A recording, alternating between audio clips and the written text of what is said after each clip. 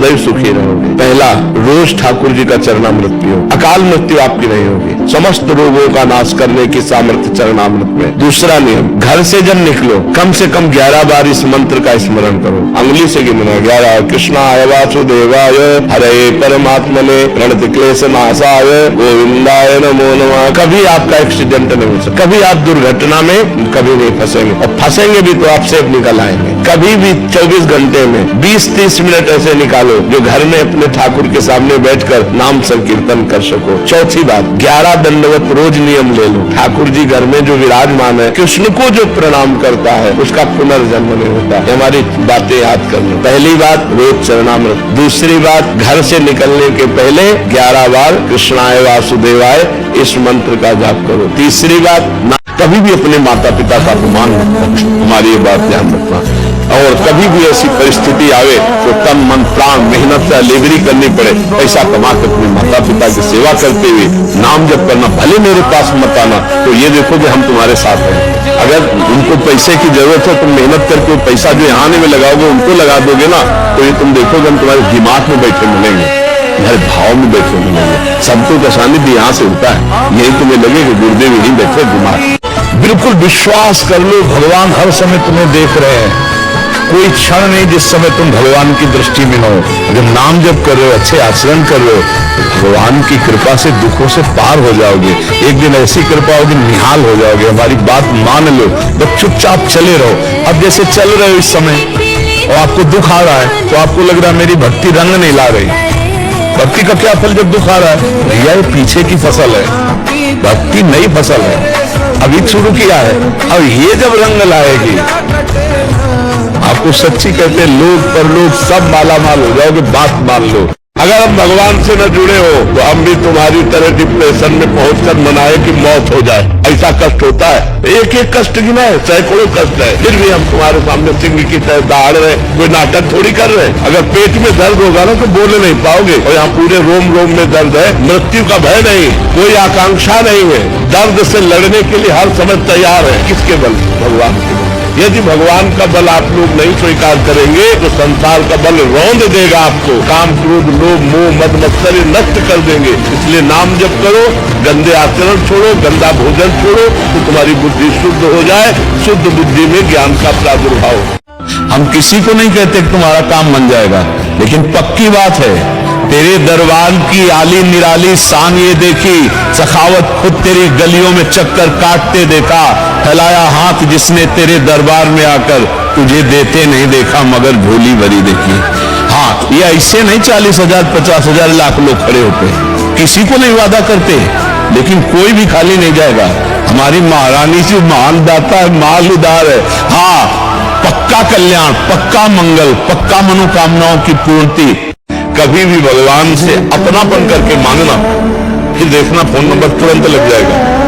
अपनापन करके हम लोग भगवान से, ठाकुर जी हमारा काम बन जाए, हम 500 रुपये भोग चढ़ा देंगे। यार नौकर समझे क्या कि 500 में काम कर देंगे? नहीं लोग कहते ऐसे नहीं, ऐसे कभी पूर्ति नहीं होगी। लक्ष्मी जी नाराज हो जाती है, हमारे पति को नौकर समझा, कह 500 में इतना काम कर दो। नहीं लोग कहते कि देखो 56 भोग लगाएंगे। ऐसे भगवान भी, ऐसे भगवान जैसा भी हो नाथ आपका हो। प्रभु आपने गृहस्थी दी, काम दिया, ये समस्या है नाथ आप जैसे उचित समझिए इस समस्या का समझ। प्रभु आपके सिवा कोई नहीं। ये अपने पन से भगवान से बात करना। ऐसी बात करके देखो फौरन सुनते हैं। कुछ तो लोग इतना उनका दिमाग उतना कहेंगे अगर हम लोगों के लिए जिए तब तो छोड़ दो कि तुम सुख शांति से जी सकते हो। लोग तुम्हें सुख शांति से, अगर उनके कथनानुसार चलोगे, लोगों का अलग दिमाग होता है, और सब लोगों की वृत्ति को हम प्रसन्न कर सके ऐसा समझो। अपनी मस्ती में चलो, लोग क्या कहते हैं ये हमें, हमको ये देखना है कि हम गलत तो नहीं है ना। अगर हम गलत हैं, लोग हमको गलत कह रहे हैं तो हमें सुधार करना चाहिए, हमें बुरा नहीं मानना चाहिए। और अगर हम सही चल रहे हैं, लोग क्या कहते हैं, भगवान इस पूजा आरती पूजा इससे ज्यादा प्रसन्न नहीं होते, अपने कर्तव्य से प्रसन्न होते हैं। हाँ, कर्तव्य करते हुए आपके पास समय आप कर लीजिए, नहीं है तो कर्तव्य ही पूजा है। अगर कर्तव्य में अधर्म आचरण करे फिर जाके खूब घंटी बजाए आरती करे, कभी भगवान प्रसन्न होने वाले नहीं। अपने धर्म से चलो, कर्तव्य का पालन करो, नाम जप करो, कोई पूजा की बाहरी जरूरत नहीं, इसी से भगवान प्रसन्न होता है। अगर समय है तो गलत समय ना लगाकर गलत जगह भगवान की पूजा में लगा दो। इसलिए जब तक श्वासें हैं तब तक आनंद ले लो, तो पता नहीं कब कौन किसकी कहां कैसे श्वास रुक जाए। बड़ा भयावह संसार है, बड़ा भरोसा नहीं है शरीर को भाई। इसलिए हर समय राधा राधा राधा राधा नाम जप करो। शरीर तो ये टिकाऊ नहीं, किसी का भी नहीं टिकाऊ है। सबको बड़े बड़े सिद्धों को जाना पड़ा, जो चमत्कार के खजाने थे, जिनमें सिद्धियों के खजाने, उनको भी जाना पड़ा। ये मर्द लोग है, यहाँ से तो हम लोग तो साधारण जीव हैं, तो बड़े बड़े महापुरुषों को भी जाना। जिसको भगवान दुलार करते हैं उसका बाल बाका कौन कर सकता है। ये संसार नहीं, ये अधर्म का पैसा बिल्कुल ठीक नहीं।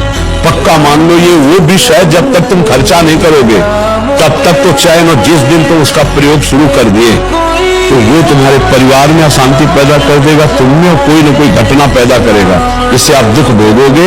पक्का समझ लो, आज हमारी बात लिख लो, कल आप इसका अनुभव कर लेना, क्योंकि हम शास्त्र सम्मत बात कहते, कोई मनमानी नहीं कहते।